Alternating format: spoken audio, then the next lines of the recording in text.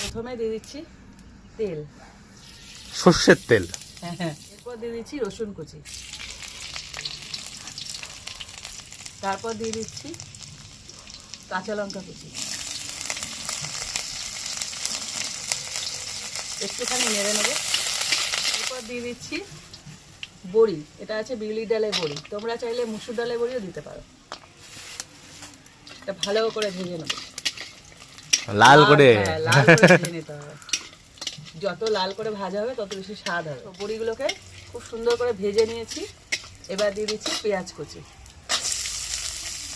খুব সুন্দর রেসিপিটা। হ্যাঁ, যা দেবো সব ভালো করে ভাজতে হবে, সুন্দর করে পুরো ভাজার ওপরেই রেসিপিটা তৈরি হবে। একদম ছোট্ট কিন্তু দারুণ খেতে। পেঁয়াজ কুচিটা ভালোভাবে ভেজে নিয়েছি।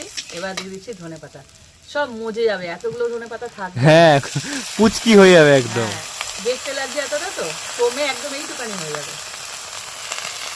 এবার শুধু নাড়তে থাকবে, কমে আসলে বাদ বাকি জিনিসগুলো দিয়ে দেবে। মজে কয়টুকানি হয়ে গেছে, আরও কমে যাবে। এবার দিয়ে দিচ্ছি লবণটা, আর দিচ্ছি একটু হলুদ, আর দিচ্ছি একটুখানি লঙ্কার গুঁড়ো। ব্যাস, এবার শুধু মেশানো বাকি। ব্যাস তৈরি হয়ে যাবে, একদম মাখা মাখা এইটুকানি হয়ে যাবে।